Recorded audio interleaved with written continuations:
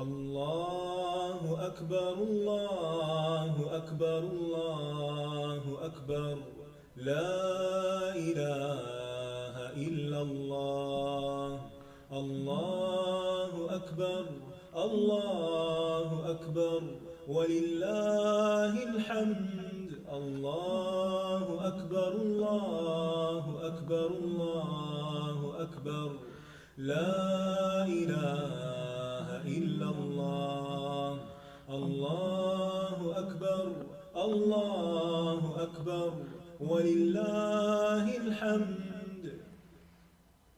أعوذ بالله من الشيطان الرجيم. بسم الله الرحمن الرحيم.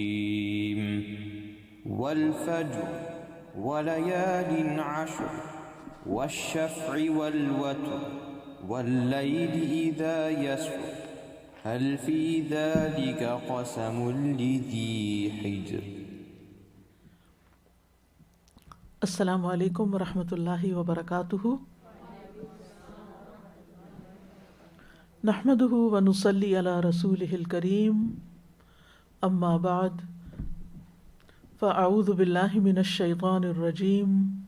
بسم اللہ الرحمن الرحیم. رب اشرح لی صدری ویسر لی امری واحلل عقدۃ من لسانی یفقہوا قولی. اللہ اکبر اللہ اکبر لا الہ الا اللہ واللہ اکبر اللہ اکبر وللہ الحمد. اللہ اکبر کبیرا والحمد للہ کثیرا وسبحان اللہ بکرۃ واصیلا. اللہ اکبر اللہ اکبر اللہ اکبر وللہ الحمد. اللہ اکبر واجل اللہ اکبر علی ما ہدانا. اللہ اکبر کبیرا اللہ اکبر کبیرا اللہ اکبر واجل اللہ اکبر وللہ الحمد. اللہ اکبر. اللہ سبحانہ وتعالیٰ سب سے بڑا ہے. اللہ سب سے بڑا ہے. اللہ سب سے بڑا ہے. بہت بڑا ہے. سب تعریف اور سب حمد اور سب بڑائی اللہ ہی کے لیے ہے جس نے ہمیں عشرہ ذوالحجہ عطا کیا. ہم اس عشرے کا استقبال اللہ کی بڑائی کے ساتھ کرتے ہیں. اللہ کی اطاعت کے کاموں کے لیے سچی نیت کے ساتھ اخلاص کے ساتھ اللہ سبحانہ وتعالیٰ کی طرف بڑھتے ہیں اور دعا کرتے ہیں کہ اللہ تعالیٰ ہمیں اس عشرے میں پہلے سے زیادہ بہترین اور افضل کام کرنے کی توفیق عطا فرمائے. اس عشرے کی خاص عبادت تکبیرات کا پڑھنا ہے، یعنی اٹھتے بیٹھتے چلتے پھرتے کام کاج کرتے ہوئے آپ اللہ کی بڑائی بیان کرتے رہیں، اللہ اکبر کہتے رہیں. حقیقت یہ ہے کہ واقعی اللہ سب سے بڑا ہے، اور یہ ہمارا صرف زبان کا ایک کلمہ نہیں ہونا چاہیے بلکہ ہمارا یقین اور پورا اعتماد ہونا چاہیے اس بات پر کہ واقعی اللہ سب سے بڑا ہے. ہمارا ایمان ہے اس پر کہ اللہ ہی سب سے بڑا ہے. اسی لیے جب ہمارے دل میں کسی بھی چیز کا کوئی خوف آئے تو ہمیں اللہ کی طرف رجوع کرنا چاہیے، کیونکہ امن اسی کے پاس ہے، وہ سب سے بڑا ہے. دنیا میں بھی جب ہمیں کوئی پریشانی ہوتی ہے تو ہم انسانوں میں سے کس کی طرف دیکھتے ہیں؟ جو ہم سے بڑے ہوتے ہیں، جو ہم سے زیادہ قوت رکھتے ہیں، جو ہمارے لیے کچھ کر سکتے ہیں، تو ہم ان کی طرف لک فارورڈ کرتے ہیں کہ یہ ہمارا کچھ کریں گے. لیکن حقیقت یہ ہے کہ اللہ ان تمام انسانوں سے بھی بڑا ہے، ہمارے گمان سے بھی بڑا ہے. اسی طرح جب ہمیں کوئی ضرورت ہوتی ہے، ہمارے دل میں کوئی حاجت ہوتی ہے، تو بھی ہم کسی ایسی ہستی کی طرف رجوع کرتے ہیں جو ہماری حاجت پوری کر سکے، جو ہم سے زیادہ کسی چیز کا مالک ہو، جو ہمارے پاس نہیں وہ ہمیں دے سکے. تو یاد رکھیے دنیا میں جتنے بھی انسان ایسے ہیں جو دوسروں کی مدد کرتے ہیں، دوسروں کے کام آتے ہیں، اللہ ان سب سے بڑا ہے، اور اللہ سبحانہ وتعالیٰ سب سے بہتر طور پر پرووائڈ کر سکتا ہے. جب آپ کسی پہ ٹرسٹ کرنا چاہیں، بھروسہ کرنا چاہیں، تو یاد رکھیں سب سے بڑی ہستی تو اللہ ہی ہے، اللہ اکبر ہے، اسی پر بھروسہ کریں، اسی پر توکل کریں، اسی سے مدد مانگیں، کیونکہ وہی مدد کے قابل ہے، مدد دینے کے قابل ہے۔ اسی لیے ہم ہر نماز میں کہتے ہیں ایاک نعبد و ایاک نستعین، کیونکہ اللہ سب سے بڑا ہے۔ اسی طرح جب ہم واقعی اللہ کو بڑا مان لیتے ہیں تو پھر ہمارے دل سے اپنی بڑائی کا احساس ختم ہو جاتا ہے، ہمارے دل سے لوگوں کی بڑائی کا احساس ختم ہو جاتا ہے، کیونکہ ہم اللہ کے آگے پھر واقعی سر جھکا دیتے ہیں۔ پھر سجدہ کرنے میں ایک لذت ہوتی ہے، اللہ کا قرب محسوس ہوتا ہے جب ہم اللہ کو بڑا مان لیتے ہیں۔ تو جب بھی کوئی مصیبت آئے، جب بھی کوئی چیز پریشان کرے، جب بھی کوئی چیز خوف زدہ کرے، جب بھی کوئی چیز زندگی میں ناگوار معلوم ہو، تو اللہ ہی کی طرف رجوع کرے، کیونکہ وہ سب سے بڑا ہے۔ جب دل غم سے بھر آئے، جب آنکھوں میں آنسو بھر آئیں، اور جب آنکھیں کسی ایسی ہستی کو تلاش کرنے لگیں جو آپ کی دل جوئی کر سکے، جو آپ کا غم دور کر سکے، جو آپ کی پریشانی کو دور کر سکے، تو اللہ ہی کی طرف رجوع کریں کہ اللہ سب سے بڑا ہے۔ اللہ اکبر، اللہ اکبر، اللہ اکبر۔ جب انسان آپ کو ٹھکرا دیں، جب لوگ آپ کا اعتماد توڑ دیں، جب لوگ آپ سے بے رخی کریں، جب لوگ آپ سے بے وفائی برتیں، تو اللہ کی طرف رجوع کریں، کیونکہ اللہ ہی آپ کو حقیقی معنوں میں سہارا دے سکتا ہے۔ اللہ اکبر، اللہ اکبر۔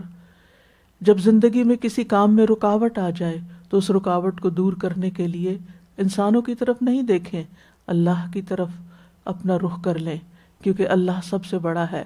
وہی اس لائق ہے کہ آپ کی ساری مشکلات کو دور کر دے، وہ بند دروازے کھول سکتا ہے، وہ ساری رکاوٹیں دور کر سکتا ہے، وہ آپ کی ساری حاجتیں پوری کر سکتا ہے، وہ ضرورت کے وقت آپ کے کام آ سکتا ہے۔ ہم ہی کو اس کی طرف رجوع کرنا چاہیے۔ تو ہے کوئی دعا مانگنے والا، ہے کوئی بخشش طلب کرنے والا، ہے کوئی کہ جو اپنی ضروریات کے لیے کسی کا محتاج ہو، تو وہ اپنے رب کی طرف رجوع کرے۔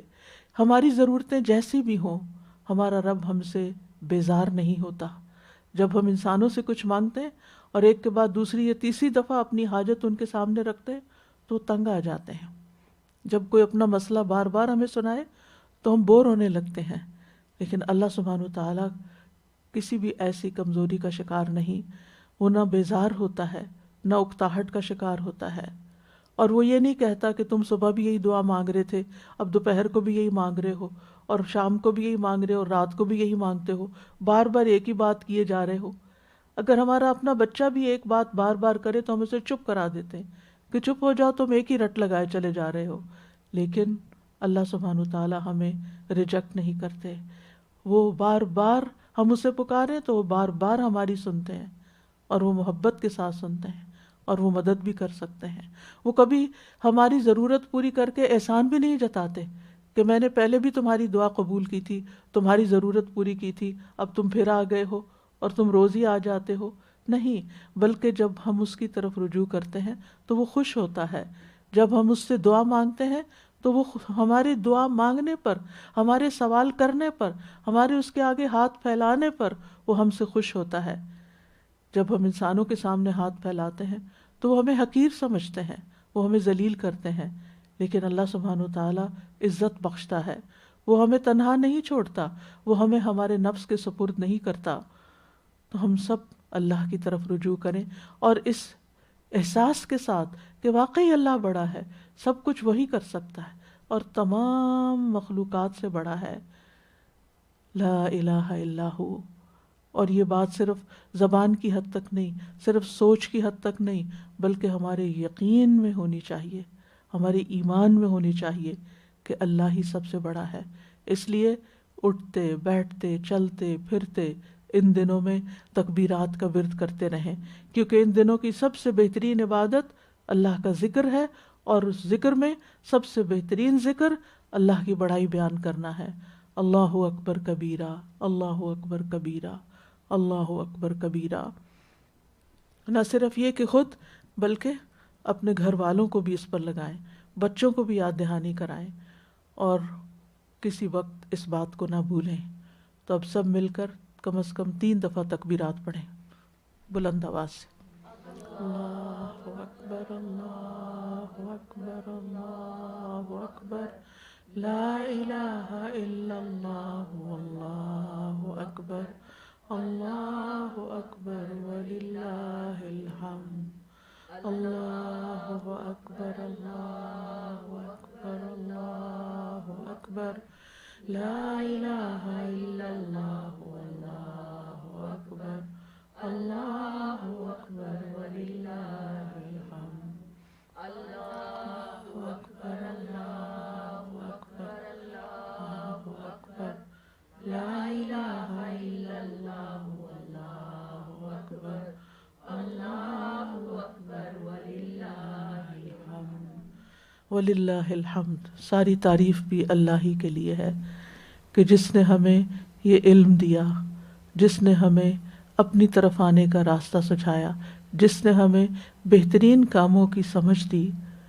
تو آئیے ہم دیکھتے ہیں کہ سال کے ان بہترین دنوں میں کون سے کام بہترین ہیں، کیونکہ افضل دنوں میں افضل کام کرنے چاہیے اور افضل کاموں کا علم بھی ہونا چاہیے۔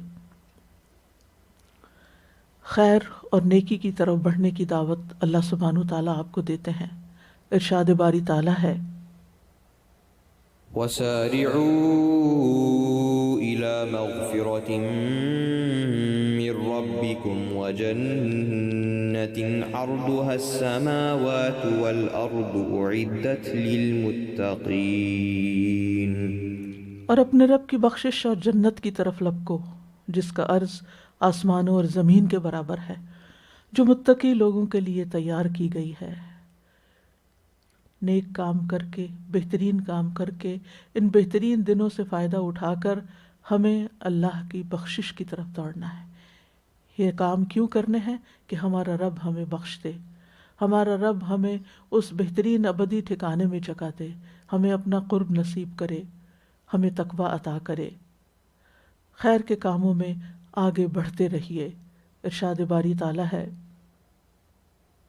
سابقوا إلى مغفرة من ربكم وجنة عرضها كعرض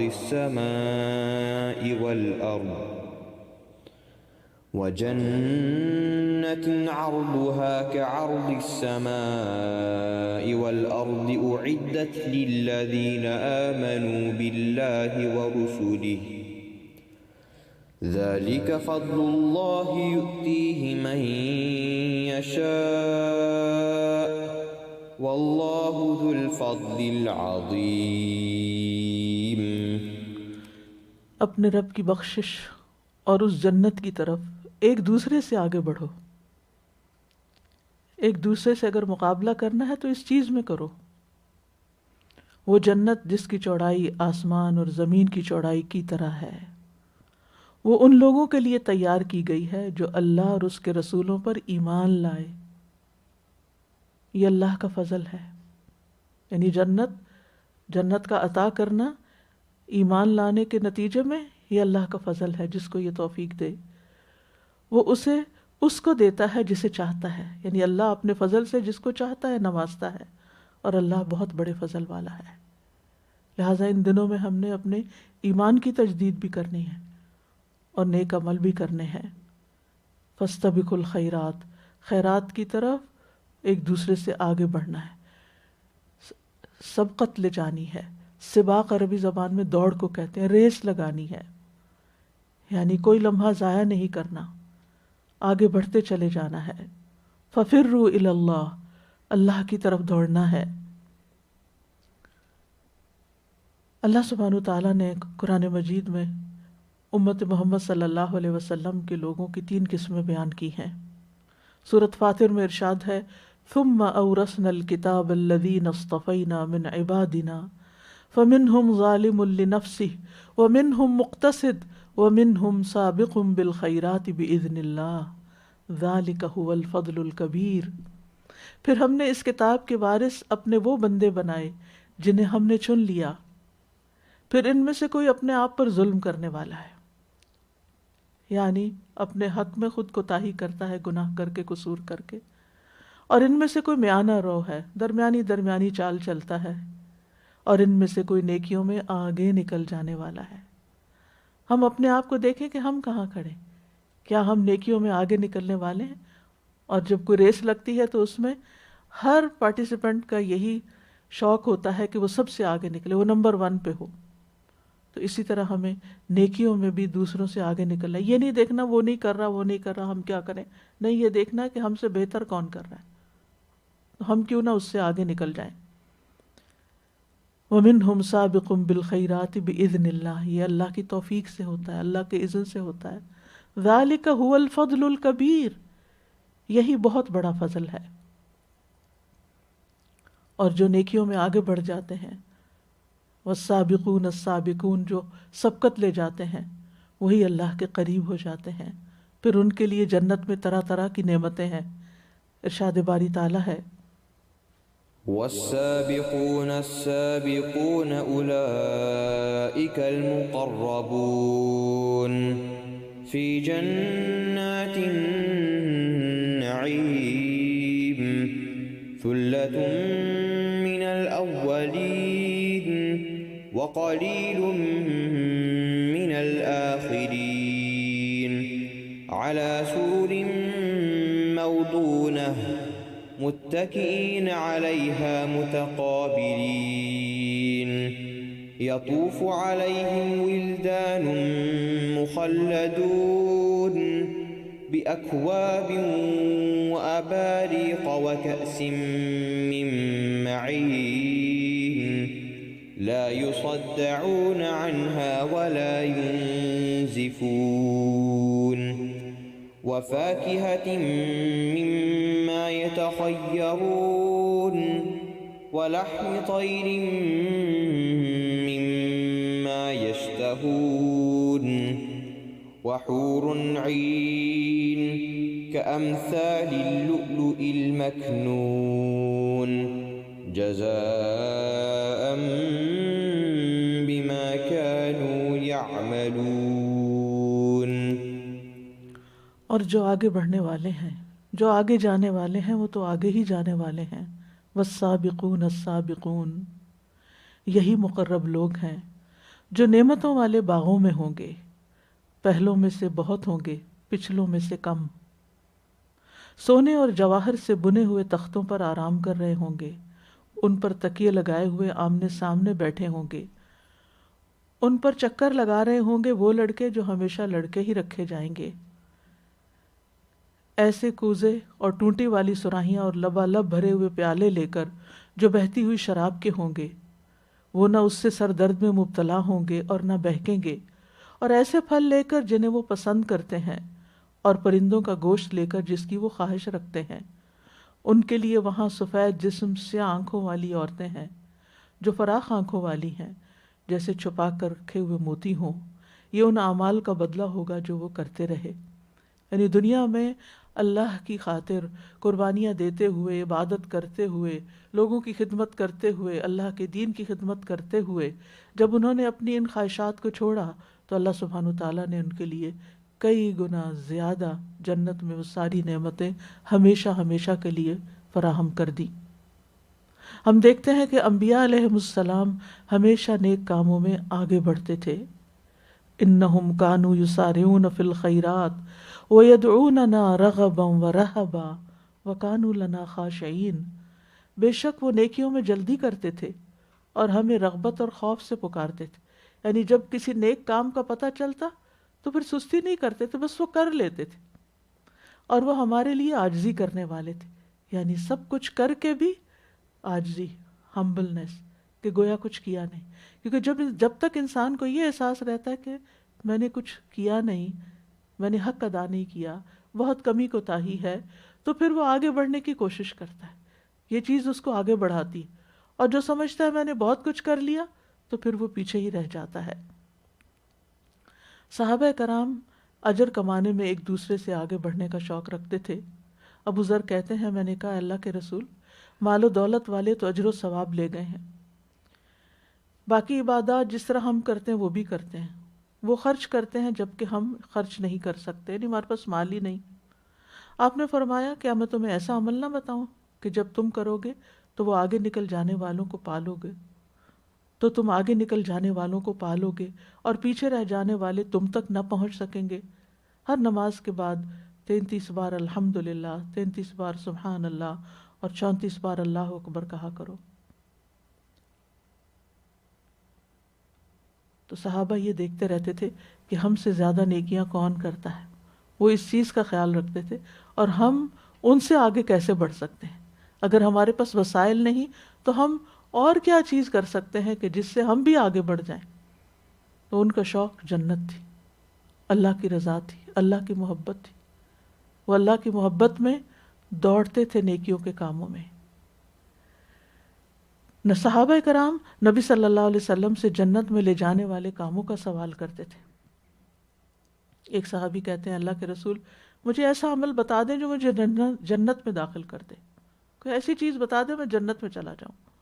آپ نے فرمایا مغفرت کو واجب کرنے والی چیزیں یہ ہیں: سلام پھیلانا، اچھی بات کرنا، یعنی جب کسی سے بات کرو تو اچھے سے کرو اور ہر ایک کو سلام کرو.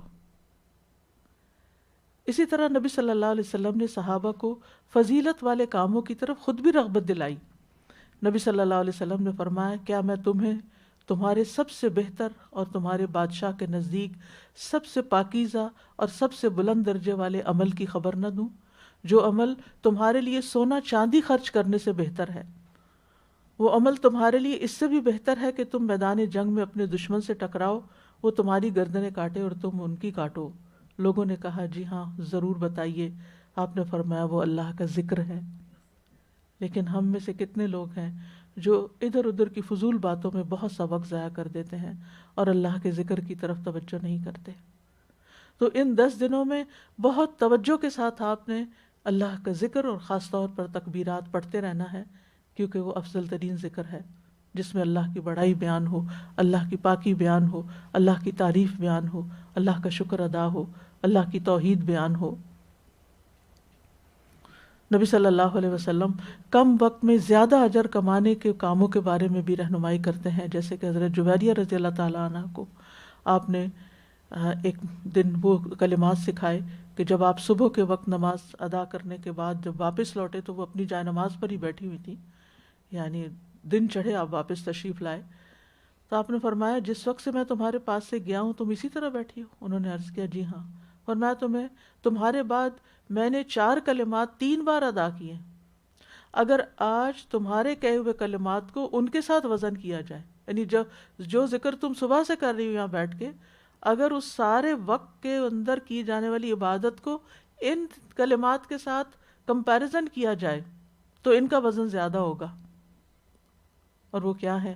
سبحان اللہ و بحمدہ عدد خلقہ و رضا نفسہ و زنۃ عرشہ و مداد کلماتہ. تو فجر کے بعد جو ہم صبح کے اذکار کرتے ہیں ان میں ان کلمات کو شامل رکھیں اور کبھی نہ بھولیں.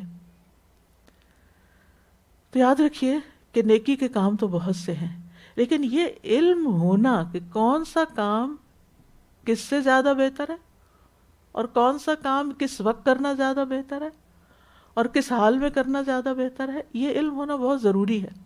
اور اسی سے درجات کا فرق پڑ جائے گا، یعنی آخرت کے درجات اسی سے ہی اوپر نیچے ہو جائیں گے. تو جب انسان کو علم نہیں ہوتا تو وہ کسی بھی چیز کو لے کے بیٹھ جاتا ہے اور وہ سمجھتا ہے میں سب سے اچھا ہوں، اور اسے خوش فہمی ہونے لگتی ہے اور وہ اپنے عمل کو باقیوں کے عمل سے بہتر سمجھ رہا ہوتا ہے. جبکہ صحیح علم اگر انسان کے پاس ہو تو 3 چیزوں کا اعتبار ہوتا ہے جس سے انسان کے اعمال کی افضلیت کا پتہ چلتا ہے. نمبر 1 زمان، نمبر 2 مکان، اور نمبر 3 کرنے والے کی اپنی کیفیت اور حالت. یعنی اگر آپ اول وقت میں نماز پڑھتے ہیں تو وہ زیادہ فضیلت والی ہے. اگر آپ زیادہ نوافل پڑھتے ہیں یعنی کیفیت یعنی کہ تعداد زیادہ ہے تو آبویسلی جتنے سجدے زیادہ ہوں گے اتنا ہی زیادہ فائدہ ہوگا. پھر اسی طرح مکان کہ کون سی جگہ پر آپ نے نماز پڑھی. اپنے ملک میں پڑھتے ہیں 4 رکعت تو اس کا اجر اور ہے. حرم پاک میں پڑھتے ہیں جا کر تو 1,00,000 نمازوں کا ثواب ہے. تو مکان بدلنے سے اجر بدل گیا، اور مقام بدلنے سے، زبان بدلنے سے بھی. اسی طرح تہجد کی نماز جو ہے وہ بہت افضل ہے. اگر وہی نوافل آپ دن میں پڑھتے ہیں اتنے ہی، یا وہی تلاوت اور وہی، تو اس کا وہ اجر نہیں جو رات کے آخری حصے میں پڑھنے کا ہے. رات کے کسی حصے میں بھی آپ قیام کر سکتے ہیں، لیکن پھر آخری حصے میں سحری کے وقت زیادہ افضل ہے. استغفار آپ کسی بھی وقت کر سکتے ہیں، لیکن سحری کے وقت جب آپ کرتے ہیں وہ بالاسحار ہم یستغفرون، تو اس کی اپنی ہی بات ہے. تو زمان اور مکان دونوں سے فرق پڑتا ہے. اور تیسری چیز یہ کہ آپ کے اپنے دل کی حالت کیا ہے، آپ کی نیت کیا ہے، وہ کام کرتے ہوئے آپ کی کیفیت کیا ہے، آپ کے وسائل کیا ہیں، آپ کی صلاحیتیں کیا ہیں، آپ کے پاس کسی چیز کی کوانٹٹی کتنی ہے. مثلاً اگر ایک شخص $1,000,000 کا مالک ہے تو اس میں سے اگر وہ 100 دے دیتا ہے، $100 صدقہ کرتا ہے، تو اس کا اجر اتنا نہیں جتنا $1,000 کے مالک کا اس میں سے $100 نکالنے کا اجر و ثواب ہے. کیونکہ اس کے پاس کم ہے، اس کا ہاتھ تنگ ہے، لیکن اس نے جو اماؤنٹ خرچ کی وہ اس کی جو ریشو ہے وہ کہیں زیادہ ہے بنسبت اس شخص کے. اسی طرح اگر ایک شخص دل کے پوری نیت اور جذبات کے ساتھ کوئی چیز کوئی خرچ کرتا ہے اس کا ثواب اور ہے. اور اس کے برعکس ایک شخص جو بددلی سے کوئی کام کرتا ہے، مارے بندے نماز پڑھتا ہے، اس کے وہ تو پھر صرف ٹکر مارنے والی بات ہے، صرف حاضری لگانے کی بات ہے. اور ایک شخص سابقو پہ عمل کرتا ہے، شوق سے اللہ کی طرف آتا ہے، اس کا اجر و ثواب کچھ اور ہے. اسی طرح بعض اعمال بعض سے افضل ہوتے ہیں، یعنی تمام اعمال درجے میں ایک جیسے نہیں ہوتے، خیر اور نیکی کے لحاظ سے ان کے درجات فرق ہوتے ہیں. یاد رکھیے سب سے زیادہ افضل اعمال فرائض کی ادائیگی ہے، فرائض کی ادائیگی، اس کے بعد نوافل کا درجہ ہے. صحیح بخاری میں آتا ہے، ابو ہریرہ کہتے ہیں کہ رسول اللہ صلی اللہ علیہ وسلم نے فرمایا، اللہ تعالیٰ فرماتا ہے میرا بندہ جن جن عبادتوں سے میرا قرب حاصل کرتا ہے ان میں کوئی عبادت مجھے اس سے زیادہ محبوب نہیں جو میں نے اس پہ فرض کی ہو، اور میرا بندہ فرض ادا کرنے کے بعد نفل عبادت کر کے مجھ سے اتنا قریب ہو جاتا ہے کہ میں اس سے محبت کرنے لگتا ہوں، اور جب میں اس سے محبت کرنے لگتا ہوں تو میں اس کا کان بن جاتا ہوں جس سے وہ سنتا ہے، اس کی آنکھ بن جاتا ہوں جس سے وہ دیکھتا ہے، اس کا ہاتھ بن جاتا ہوں جس سے وہ پکڑتا ہے، اس کے قدم بن جاتا ہوں جس سے وہ چلتا ہے. کیا مطلب ہے اس بات کا؟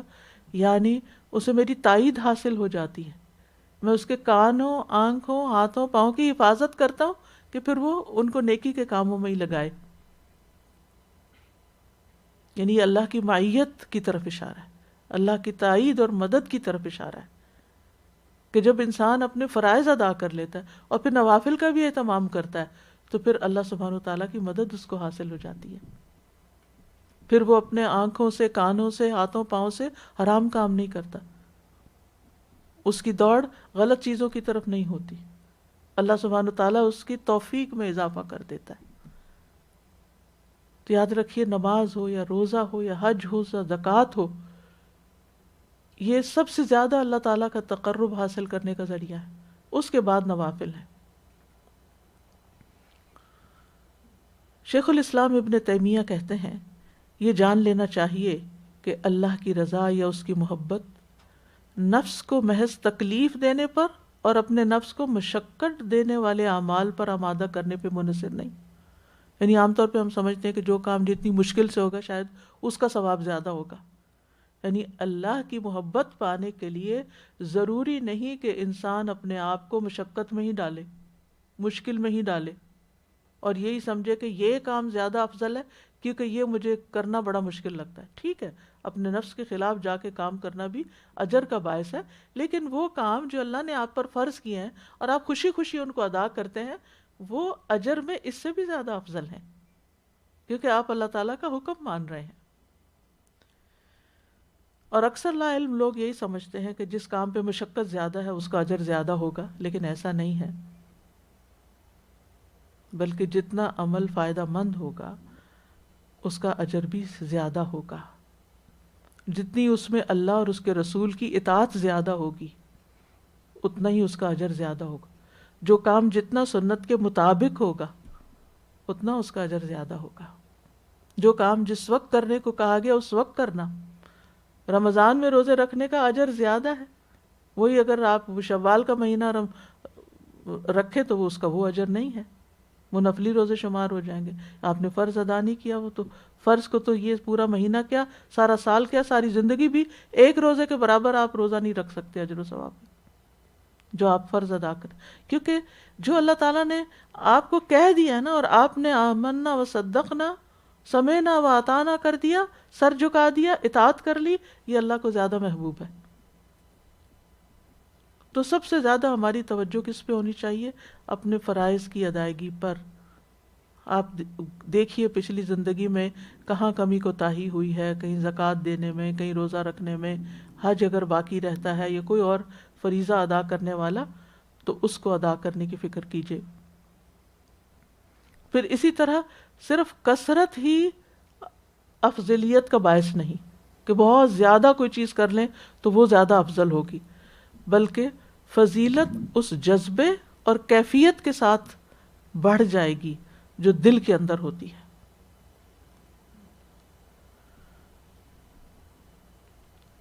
پھر اسی طرح ایک نیکی کا بعض اوقات 10 گنا ثواب ہوتا ہے، بعض اوقات 700 گنا تک ہوتا ہے، بعض اوقات اس سے بھی زیادہ ہوتا ہے، بعض اوقات بے حد و حساب ہوتا ہے۔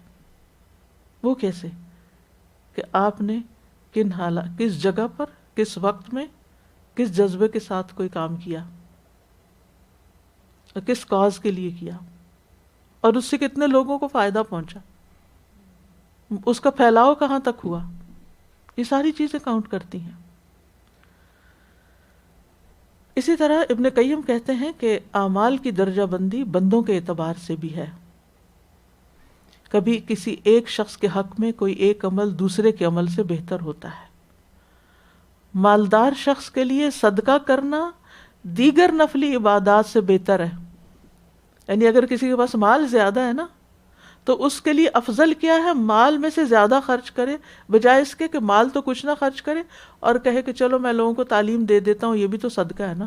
وہ قرآن میں، وہ حدیث میں آتا ہے کہ اچھی بات کرنا بھی صدقہ ہے، الکلمۃ الطیبۃ صدقہ۔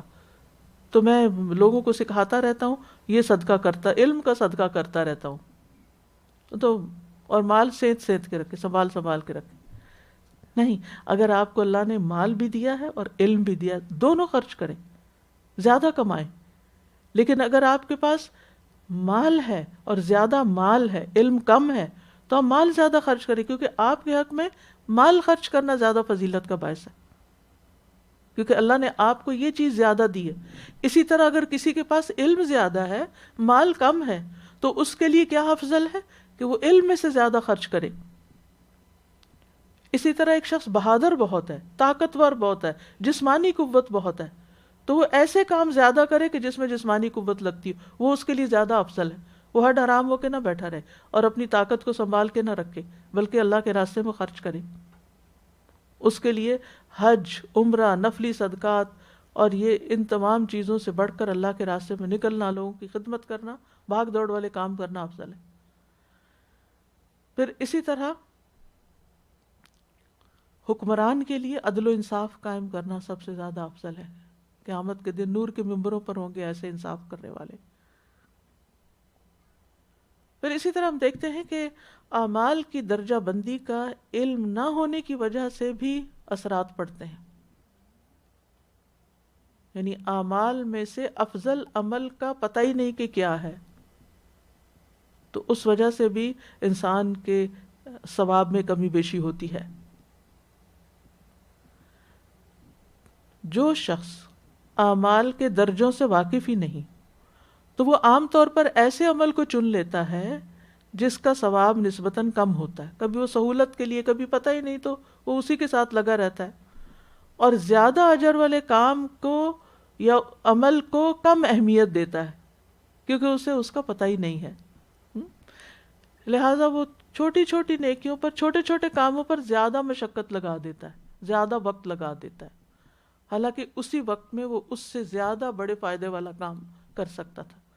یہ بالکل ایسے ہی ہے نا کہ جیسے ایک شخص کے اندر زیادہ کمانے کی، مال کمانے کی، بڑا بزنس کرنے کی صلاحیت ہے، اور وہ چھوٹی سی چھابڑی لگا کے بیٹھا ہوا ہے کہ یہ میرے لیے کنوینئنٹ ہے، یہ میرے لیے کافی ہے، اس کو پتہ ہی نہیں کہ اس کو ملٹی پلائی کیسے کر سکتے۔ اور جن لوگوں کو معلوم ہے کہ کہاں کہاں انویسٹمنٹ کرنی ہے، کہاں زیادہ فائدے کی چیز ہے، تو اس سے وہ کہیں آگے نکل جاتے ہیں اپنے سے زیادہ صلاحیتیں رکھنے والوں کے مقابلے میں۔ پھر اسی طرح بعض اوقات ہم اپنی سستی کی وجہ سے، کوتاہی کی وجہ سے، لیزینس اور بس غفلت کی وجہ سے کم درجے والے عمل کو زیادہ درجے والے عمل پہ مقدم رکھتے ہیں۔ مثلا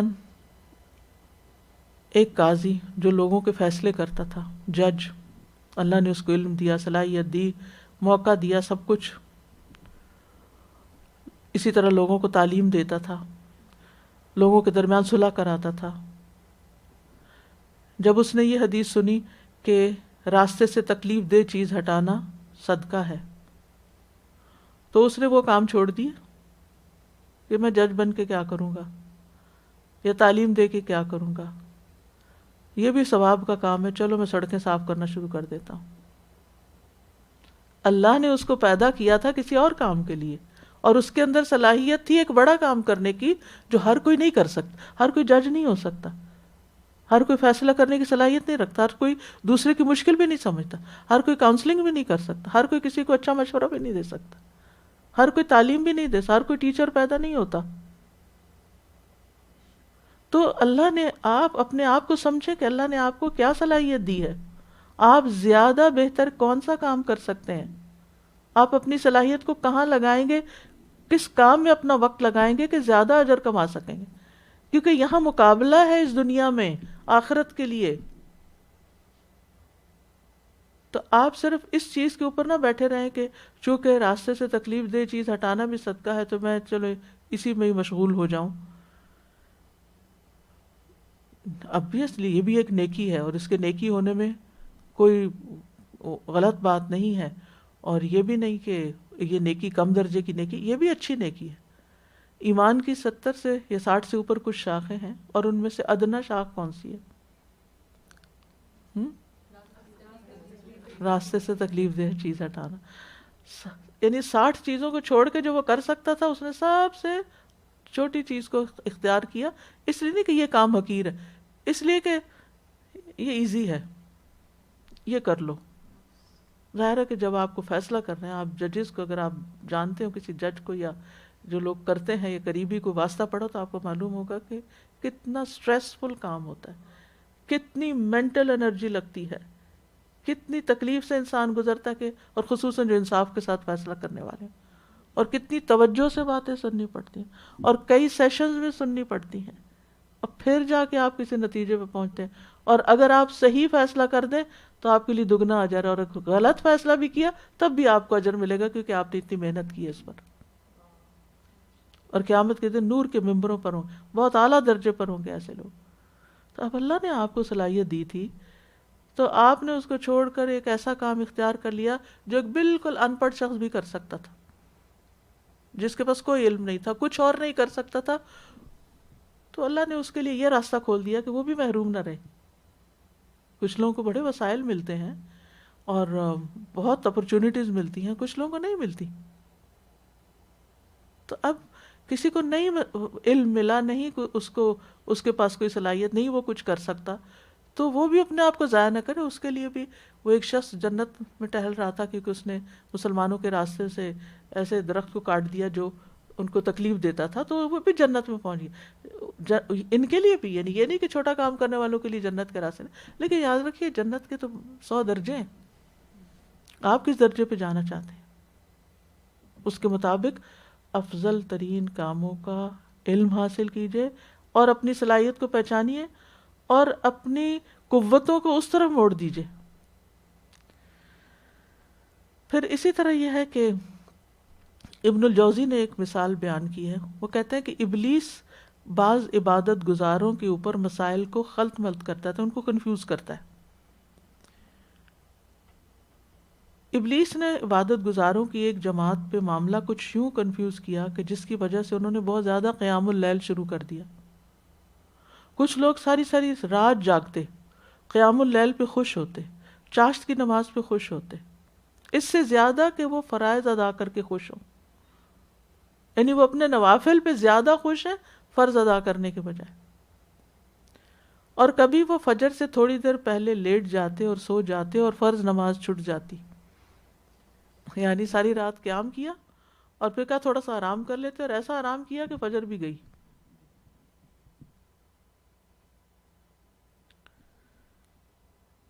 یا وہ اس وقت اٹھتے جب وہ اپنی نماز کی تیاری کر رہے ہوتے تو ان سے باجماعت نماز چھٹ جاتی، کیونکہ وہ رات کی عبادت کر کر کے اتنے تھکے ہوئے ہوتے، یا اتنا لیٹ اٹھتے کہ پھر صرف فرض ہی ادا ہوتے، یا وہ ساری رات نماز پڑھنے کی وجہ سے اتنا سست ہو جاتے کہ گھر کے افراد کے لیے کمانے کے قابل نہ رہتے اور سارے کام چھٹ جاتے۔ ابن قیم کہتے ہیں کہ اللہ نے انسان کے کم درجے کے اعمال میں مصروف ہو کر زیادہ درجے کے اعمال کو چھوڑ دینے کو شیطان کی گھاٹیوں میں سے گھاٹی قرار دیا، یعنی بڑے کام چھوڑ کے چھوٹے چھوٹے کاموں میں لگے رہنا شیطان کی گھاٹیوں میں سے ایک گھاٹی۔ اچھا، ہمارے ساتھ، ہم خواتین کے ساتھ بھی ایسے ہوتا ہے نا، نماز کا وقت ہوتا ہے ہم کہتے ہیں چلو یہ پہلے فلاں کام کر لیں، یہ بھی تو نیکی کا کام ہے نا، فلاں بھی نیکی کا کام ہے، اور اس میں اول وقت نکل جاتا ہے۔ بعض اوقات ہم کوئی اپنا مسئلہ بیان کر رہا ہوتا ہے، نماز کا وقت جا رہا ہوتا ہے، مغرب کا وقت ہے، انہیں ٹائم زون کا پتہ نہیں کہ اس وقت ان کی کون سی نماز، وہ اپنی باتوں میں اتنا الجھاتے ہیں، اور ہم یہ سوچ کے یہ بھی بیچارہ تکلیف میں ہے نا، مشکل میں، اس کی تکلیف دور کرنا بھی بڑی نیکی ہے، چلو نماز جمع کر کے پڑھ لیں گے، تھوڑی دیر بھی ہوگی تو کیا ہوا۔ نہیں، آپ اس کو اس وقت کہہ سکتے ہیں معافی چاہتی ہوں، اس وقت تھوڑا سا مجھے بریک دیں، میں نماز ادا کر کے دوبارہ آپ سے بات کرتی ہوں، اور نماز اپنے وقت پر ہی ہو۔ تو ان ساری چیزوں کو مد نظر رکھ کے ہمیں یعنی افضل اعمال صرف کچھ کرنا ہی نہیں، بلکہ یہ دیکھنا ہے کس وقت کر رہے ہیں، کیا کر رہے ہیں، ہماری صلاحیت کیا، ہماری کیفیت کیا، ہماری نیت کیا ہے، ہمارا ارادہ کیا ہے، ہم اس کے بدلے میں کیا چاہتے ہیں، اور کیا زمان ہے، کیا مکان ہے، ان سب چیزوں کو مد نظر رکھنا ہوگا۔ تو اپنے لیے کچھ اصول و ضوابط طے کریں جس کی وجہ سے ایک عمل کو دوسرے عمل پر ترجیح دیں آپ۔ سب سے پہلی بات یہ کہ فرائض سب سے پہلے، فرض کی ادائیگی سب سے پہلے، پھر اسی طرح ذاتی عبادات میں سے نوافل کی بجائے دوسرے کو فائدہ پہنچانے والا کام زیادہ بہتر ہے۔ جیسے ایک بیمار کراہ رہا ہے، اسے دوا چاہیے، اسے پانی چاہیے، وہ اٹھ کے بیٹھ نہیں سکتا، یا ایک بچہ رو رہا ہے، اس کو وہ آپ کا ضرورت مند ہے اور آپ اسے چھوڑ کے نفل پہ نفل پڑھیں۔ آپ کا شوہر ہے، سارے دن کے بعد تھکا ہارا آیا ہے، اس کو کھانا چاہیے، اور آپ نفل پڑھنا شروع کر دیں۔ تو اس وقت کرنے کا کام کیا ہے؟ آپ نفل تھوڑی دیر سے بھی پڑھ سکتے، یعنی آپ اٹینڈ کر لیں مریض کو، اس کے بعد نوافل پڑھیں۔ اس کا یہ مطلب نہیں نوافل چھوڑ ہی دیں، یہ ہرگز مطلب نہیں، کیونکہ کچھ لوگ اس سے کیا ایڈوانٹیج لے جاتے ہیں، ہم نے وہ جو مریض کی عادت کر لی، 70,000 فرشتے ہمارے لیے دعا کر رہے ہیں، لہٰذا آج نفل نہ بھی پڑھے تو خیر ہے۔ نہیں، آپ کے پاس وقت ہے، مریض کی عادت کرنے کے بعد آ کے نفل بھی پڑھ لیں۔ کھانا دینے کے بعد اپنی سنت نفل تھوڑا ٹھہر کے پڑھ لیں، فرض آپ نے ٹائم پہ ادا کر لی، بہت اچھا۔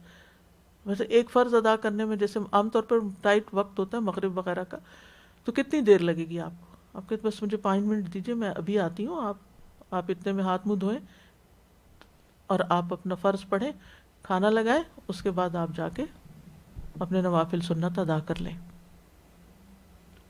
ان چیزوں کا تعلق حکمت سے ہوتا ہے، نہ اول وقت گیا آپ کے فرض کی ادائیگی کا، اور نہ آپ کے نوافل چھوٹے، اور آپ نے اپنی عبادت پر دوسرے کی خدمت کو ترجیح دی۔ اسی طرح علم حاصل کرنے کے وقت اور ادھر ادھر کے کام کرنا، کچھ کسی بازار چلے جانا، مال چلے جانا، کسی سے ملاقات کرنے کو چلے جانا، کسی کو بلا لینا، اس وقت میں مثلا کلاس اٹینڈ کرنے کی بجائے کوئی اور شغل اختیار کر لینا، تو یہ بھی اپنے ساتھ زیادتی ہے۔ یا اس وقت ایون نفل بھی پڑھنا، اچھا وہ کلاس ہو رہی ہے، وہ تو ہوتی رہے گی، میں ذرا نوافل پڑھ کے آ جاؤں۔ اس میں ہم اس کی مثال کیا ہے کہ امام مالک اپنی مجلس علم میں تھے، ایک طالب علم اس مجلس میں سے اٹھ کھڑا ہوا تاکہ نفل نماز پڑھ لے جا کے۔ کئی لوگ کہتے او مجھے یاد ہے میں تو آج اشراق نہیں پڑھے، ذرا میں پڑھ کے پھر اندر آتی ہوں۔ امام مالک نے کہا جس کو تم چھوڑ کر جا رہے ہو، یعنی علم کی مجلس کو جو چھوڑ کے جا رہے ہو، یہ اس سے افضل ہے جس کی طرف تم اٹھ کر جا رہے ہو۔ یعنی اس وقت نفل پڑھنے سے زیادہ افضل ہے علم حاصل کرنا، کیونکہ علم حاصل کرنا بھی ایک فرض ہے، طلب العلم فریضۃ۔ تو یہ موقع اس وقت کا ہے، کیونکہ بعض اوقات اب تو اور بھی زیادہ فتنے ہو گئے نا، ہم کہتے ہیں ہم وہ آن لائن سن لیں گے، بعد میں آڈیو سن لیں گے، پھر دیکھ لیں گے، لیکن وہ کہاں سنی جاتی ہے پھر؟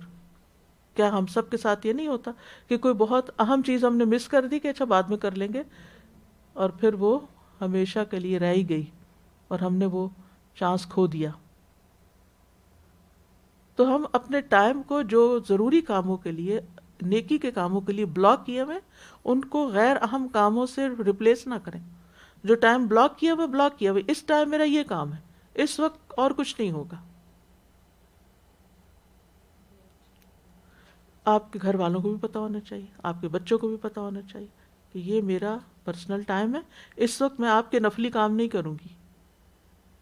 کیونکہ بعض اوقات گھر والوں کی ایکسپیکٹیشن کیا ہوتی ہے کہ ہم ہر وقت ان کے لیے اویلیبل رہیں۔ کچھ لوگوں کی خواہش یہ ہوتی ہے کہ ہم ہر وقت ان کا دل بہلاتے رہیں، ہر وقت ان سے باتیں کرتے رہیں، ہر وقت ان کو ان کے لاڈ کرتے رہیں، ہر وقت چھوٹے بچوں کو کہتے ہیں ماں ہر وقت اٹھائے رکھے۔ ٹھیک ہے نماز میں اٹھا لیں، لیکن اپنی نماز پوری کریں، کیونکہ بہت دفعہ ایسا ہوتا ہے جب چھوٹے بچوں کی مائیں عموماً نمازیں بھی چھوڑنے لگ جاتی ہیں، پہلے دیر کرنی شروع کی، سنت نفل چھوٹے، پھر فرض بھی چھوٹ گئے، قضا کرنی شروع ہو گئی، اور پھر غفلت میں ایسے پڑے کہ کہیں سے کہیں نیچے جا گرے۔ تو اس میں بھی ڈرنے کی بہت ضرورت ہے۔ تو لوگوں کی خدمت اپنی جگہ، محبت اپنی جگہ، کیئر اپنی جگہ، عیادت اپنی جگہ، خدمت اپنی جگہ، سب کچھ اپنی جگہ، لیکن نماز کا وقت نماز کا ہے، وہ میرے رب کا وقت ہے۔ ہاں اس میں نوافل بعد میں ہو سکتے کہ فرض نہیں، فرض اپنے ان صلاۃ کانت علی المؤمنین کتابا موقوتا۔ اسی طرح اب فرض روزے شوہر کی اجازت سے نہیں رکھیں گے آپ، لیکن ہاں نفلی روزے آپ شوہر کی اجازت سے رکھیں، پھر اس کا حق مقدم ہے، انسان کا حق مقدم ہے نفلی عبادت پر۔ سعدی کہتے ہیں کہ وہ عبادات جو صرف عمل کرنے والے کے ساتھ خاص ہوتی ہیں، ان عبادات کو دوسری عبادات پر مقدم کیا جائے گا جن کا فائدہ عمل کرنے والے کو اور باقی لوگوں کو بھی پہنچتا ہے۔ بہت سے نیک اعمال ہوں، یعنی اس کا مطلب یہ ہے کہ کچھ وقت تو ہم لوگوں کی خدمت والے عمل کو ترجیح دیں گے، اور کچھ وقت جب اپنے فرائض کو پرائرٹی دیں گے، ان دونوں میں بھی فرق کرنا ہے۔ پھر بہت سے نیک اعمال جمع ہو جائیں تو ہر عمل میں سے کچھ نہ کچھ حصہ لے لینا چاہیے اور اس پر ہمیشگی اختیار کرنی چاہیے۔ اس کی مثال کیا ہے؟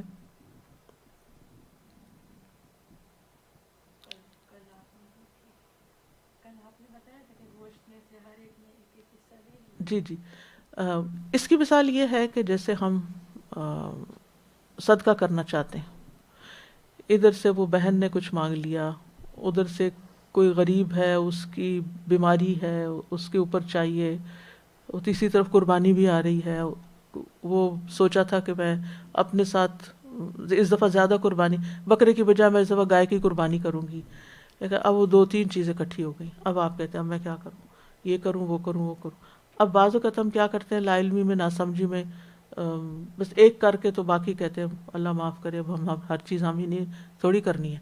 تو اس میں آپ یہ ہے کہ تھوڑا تھوڑا اس کو بانٹ لیں، یعنی ہر طرف کچھ نہ کچھ کر دیں، لیکن کسی نیکی سے اپنے آپ کو محروم نہ کریں۔ مطلب پانی کے لیے صدقہ کرنا ہے، باغ لگانے کے لیے، اس کے لیے درخت لگانے کے لیے صدقہ کرنا ہے، زکوٰۃ بھی دینی ہے، قربانی بھی کرنی ہے، ذوالحج میں بہت ساری چیزیں اکٹھی ہو گئی ہیں. اب کیا کریں؟ اپنی حیثیت کے مطابق ہر ایک میں کچھ نہ کچھ ڈال دیں تاکہ کوئی چیز ہاتھ سے چھوٹے نہیں. اور اس کی مقدار کیا کرنی ہے، دیکھ لینا ہے کہ اس وقت میں اتنا یہ کر لوں، پھر اس چیز کی کمی میں کسی اور وقت میں پوری کر دوں گی. نیت کر لیں بعد کے لیے بھی. اور اسی طرح ایسے کام اختیار کریں جو آپ مستقل بنیادوں پہ کر سکیں، کیونکہ احب الاعمال الی اللہ ادومها وان قل. اللہ کے نزدیک محبوب اعمال وہ ہیں جن میں ہمیشگی اختیار کی جائے، ہم ریگولرلی کریں چاہے تھوڑا ہی کیوں نہ ہو. مثلا منتھلی آپ مان لیں، غریبوں کو کھانا کھلانا ہے، پانی پلانا ہے، بیمار کے لیے کچھ کرنا ہے، تعلیم کے لیے کچھ کرنا ہے، کسی کا قرض ادا کرنے کے لیے کرنا ہے، کسی یتیم کے لیے یعنی مختلف جو نیکی کے کام ہیں مثلا صدقات میں سے، وہ آپ اس میں اپنے لیے خود اس کو پلان کر سکتے ہیں. اسی طرح جس عمل کی فضیلت کسی خاص وقت کے ساتھ جڑی ہے وہ اس وقت زیادہ کرنا چاہیے. مثلا آپ دن میں بہت سے اذکار کرتے ہیں اور عام طور پر آپ کی عادت ہے درود شریف پڑھنے کی. مثلا ہوتا ہے نا کچھ لوگ زیادہ درود پڑھتے ہیں، کچھ تسبیح زیادہ پڑھتے ہیں، کوئی اور زیادہ ذکر کرتے ہیں. اب آگے عشرہ ذوالحجہ، اب کیا زیادہ کرنا ہے؟ تکبیرات زیادہ کرنی ہے. جمعے کا دن آ گیا، درود شریف زیادہ کر دینا ہے. ٹھیک ہے نا؟ تو جو کام جس وقت کے لیے ہے اس وقت وہ زیادہ بہتر کرنا. اچھا رمضان آ گیا، آخری عشرہ آ گیا، زیادہ افضل کیا ہے؟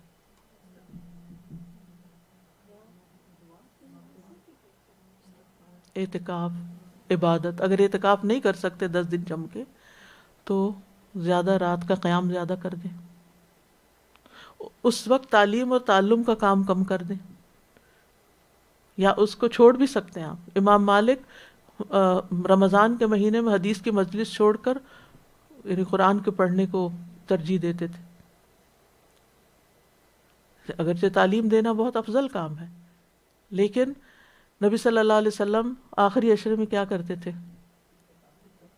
اعتکاف کرتے تھے نا، تعلیم کا کام چھوڑ دیتے تھے.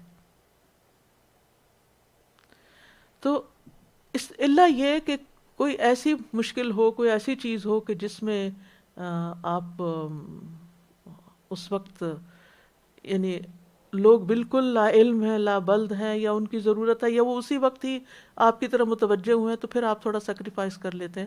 یا کوئی ایسی شدید ضرورت پیش آ گئی، کوئی ایمرجنسی کی کیفیت ہے، جیسے وہ حضرت عبداللہ بن عباس کی شاید روایت ہے کہ کسی ضرورت مند کے ساتھ اس کی ضرورت کے لیے جانا مجھے 1 مہینے کے اعتکاف سے زیادہ بہتر ہے. کہ آپ اپنی عبادت کی پوری نیت کر چکے تھے، میں نے اس سال اعتکاف ضرور کرنا ہے، اتنے میں اللہ نہ کرے کوئی گھر میں بیمار ہو گیا، اب آپ فرسٹریٹ ہو رہے ہیں، یہ کیا، یہ اب بیمار ہیں، مجھے ان کو دیکھنا پڑے گا، مجھے ہاسپٹل لے جانا پڑے گا، میرا اب ساری عبادت میری تو گئی، میں نے تو یہ سوچ رکھا تھا، اب یہ کیا ہو گیا میرے ساتھ. نہیں، اللہ کی طرف سے ایسا ہوا ہے، امتحان ہے، خوش دلی سے اس کو قبول کر لیجئے. اور اگر کوئی آلٹرنیٹ ہے، کوئی ارینج کر سکتے ہیں ان کے لیے آن پیمنٹ یا کسی بھی طرح ارینج کر دیجئے. یعنی بعض اوقات ایسا بھی ہوتا ہے نا، اللہ نے وسائل دے رکھے ہوتے ہیں، تو ہر کام آپ نے خود ہی تھوڑی کرنا ہوتا ہے. آپ نے اپنا ایک چیز سیٹ کی تھی، آپ وہ کر لیں. تو آپ اس وقت مثلا فی سبیل اللہ کچھ صدقہ کرنے کی بجائے اس کام کو جو آپ کو عبادت کی راستے میں رکاوٹ بن رہا ہے اس کو آن پیمنٹ کروا لیں، تاکہ آپ کا وقت بچ جائے اور آپ اس وقت میں وہ کر سکیں جو اس وقت کرنا زیادہ افضل ہے. جی وہ پیمنٹ بالکل صدقہ کاؤنٹ ہوگی. یعنی جب ہم اپنی ذات پر بھی بعض اوقات خرچ کرتے ہیں کسی بیماری کے علاج کے لیے، ایون کھانے کے لیے بھی، وہ کیا ہے افضل صدقہ اپنے گھر والوں پہ خرچ کرنا.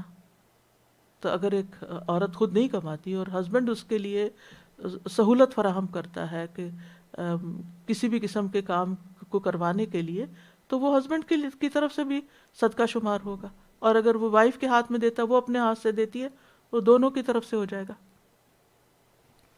تو یہ چیزیں ہمیں معلوم ہونی چاہیے، اور اس وقت پھر تسلی رکھنی چاہیے. پھر یہ نہیں کہ اندر اپنے جلن گڑن کرنا شروع کر دی کہ یہ کیا میرے ساتھ ہی ایسا ہے، باقی سب لوگ تو مزے کر رہے ہیں. اور اچھا، آخری رمضان میں عمرہ کس کے برابر ہے؟ حج کے برابر. تو آپ کوشش کرتے ہیں کہ رمضان میں عمرہ کر لیں، کیونکہ عام دنوں سے زیادہ اجر و ثواب کا. اب وہ کووڈ ہے، اب وہ حرم بند ہو گیا ہے، اب بجائے فرسٹریشن کے آپ اگر ریگولرلی یہ کام کرتے رہیں تو اللہ تعالیٰ آپ کا ویسے بھی لکھ لے گا، اور آپ اس وقت کو کسی اور اچھے کام میں استعمال کر لیں، مزید عبادت کر لیں. پھر اسی طرح بعض اوقات یہ ہوتا ہے کہ آپ نفل پڑھ رہے ہوتے ہیں، اور نماز کے بعد آپ کے اذکار ہیں، کچھ چیزیں باندھی.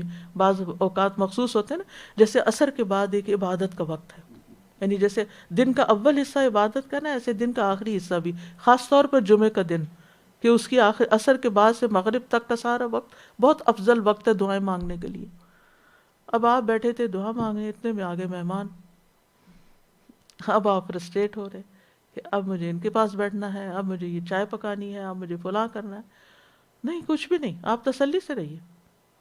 اب اس وقت آپ کا ان کو اٹینڈ کرنا جو ہے، اللہ یہ کہ فضول باتیں ہوں تو وہ تو ایک الگ بات ہے، لیکن اگر کوئی ویسے اللہ کی خاطر آپ سے ملاقات کرنے آیا ہے، آپ اس کے ساتھ بیٹھتے تو اس کی نیت کر لیجئے یہ اللہ کی خاطر ملاقات ہے، تو آپ کو اس کا بھی اجر مل جائے گا، تو اس وقت وہ مقدم کر لیں.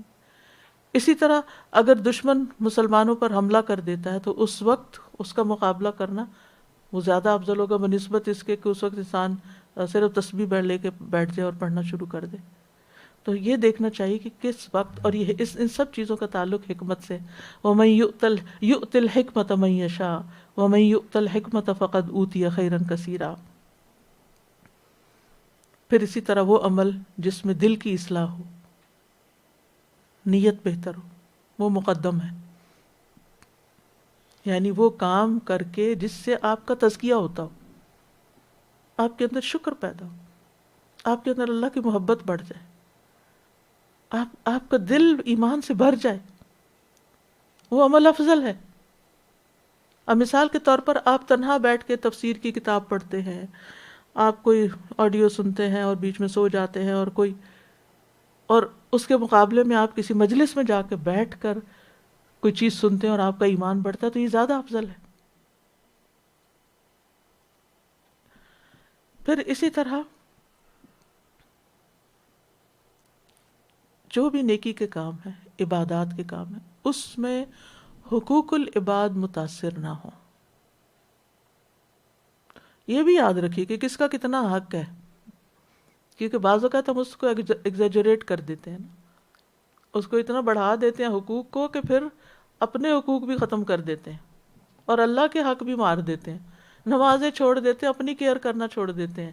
کیا ہے جی، ہم حقوق العباد ادا کر رہے ہیں، اور پھر وہ ایسے جا گرتے ہیں کہ کچھ کرنے کے قابل نہیں رہتے. تو ہر چیز ایک لمٹ کے اندر. عبداللہ ابن عمرو ابن العاص کہتے ہیں رسول اللہ صلی اللہ علیہ وسلم نے فرمایا، اے عبداللہ، مجھے بتایا گیا کہ تم دن کو مسلسل روزے رکھتے ہو، رات کو مسلسل قیام کرتے ہو. میں نے عرض کیا، اللہ کے رسول میں ایسا ہی کرتا ہوں. آپ نے فرمایا ایسا نہ کرو، روزہ بھی رکھو، چھوڑ بھی دو، رات کو قیام بھی کرو، آرام بھی کرو. تمہارے جسم کا بھی تم پر حق ہے، تمہاری آنکھوں کا بھی تم پہ حق ہے، تمہاری بیوی کا بھی تم پر حق ہے. تو ان حقوق کو بھی ادا کرنا ہے. یعنی ان ساری چیزوں کا دھیان رکھتے ہوئے افضل اعمال کی طرف بڑھنا ہے. کل سے ہم انشاءاللہ تعالی کچھ ایسی احادیث کا مطالعہ کریں گے کہ جس سے یہ پتہ چلے گا کہ ایمان میں افضل کیا ہے، نمازوں میں افضل کیا ہے، ذکر میں افضل کیا ہے، باقی چیزوں میں. تو افضل دنوں میں افضل کام، بہترین دنوں میں بہترین کام. تو انشاءاللہ تعالی یہ سلسلہ ان 10 ڈیز میں جاری رہے گا. اللہ تعالی ہم سے خالص نیت کے ساتھ قبول فرمائے. وآخر دعوانا ان الحمد للہ رب العالمین. اللہ اکبر، اللہ اکبر، لا الہ الا اللہ، واللہ اکبر، اللہ اکبر وللہ الحمد. اللہ اکبر کبیرا والحمد للہ کثیرا وسبحان اللہ بکرۃ واصیلا. ایسا ہے کہ ایک چھوٹی سی ویڈیو ہے، وہ آپ کو دکھاؤں گی کہ اللہ سبحانہ وتعالیٰ کی مخلوق کتنی بڑی بڑی ہے اور اس کا خالق کتنا بڑا ہوگا. اس کا ہم اندازہ ہی نہیں کر سکتے. تو مجھے کسی نے بھیجی تھی یہ ویڈیو، انہوں نے بچوں کو سمجھانے کے لیے بنائی تھی، تو میں نے سوچا آپ کے ساتھ شیئر کروں. تو تھوڑی سی یہاں پر اسکرین پہ آپ کو دکھائیں گے تاکہ آپ دیکھ کر آپ کو ایک کمپیریزن کرنا آئے، اور واقعی جب آپ اللہ کے آگے سجدے میں جائیں تو آپ کو ہوش آئے کہ آپ کتنی بڑی ہستی کے سامنے جھکے ہوئے ہیں. اور واقعی ان دنوں میں اللہ اکبر کبیرہ، اللہ ہی بڑا ہے، سب سے بڑا، بہت بڑا. تو اللہ تعالیٰ سے دعا ہے کہ اللہ تعالیٰ ہمارے دلوں میں اپنی بڑائی کا احساس پیدا کر دے، اور ہمارے دلوں میں جو اپنی ہماری ذاتی بڑائیوں کے خیال پیدا ہوئے اللہ تعالیٰ ان کو ختم کر دے اور ہمیں اپنا ہمبل عاجز بندہ بنائے. سبحانک اللہم و بحمدک اشہد ان لا الہ الا انت استغفرک و اتوب الیک.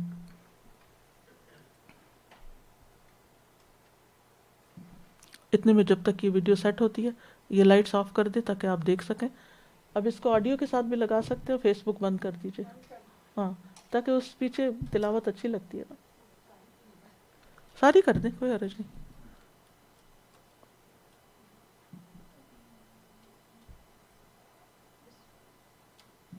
شروع سے لگائیں گے. اگر فل اسکرین ہو تو زیادہ بہتر ہے. آپ میں سے کوئی کچھ کہنا چاہے جب تک کہہ لیجئے، جب تک یہ سیٹ ہوتا ہے معاملہ. چلیے شروع سے لگائیے.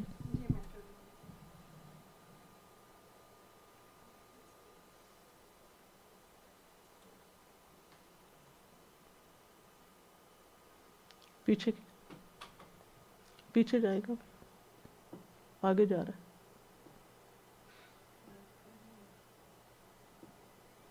آپ ہیلپ کر دیں اٹھ کے. تکبیرات پڑھیے. يخشى الله من عباده العلماء إن الله عزيز غفور فلله الحمد رب السماوات ورب الأرض رب العالمين وله الكبرياء في السماوات والأرض وهو العزيز الحكيم.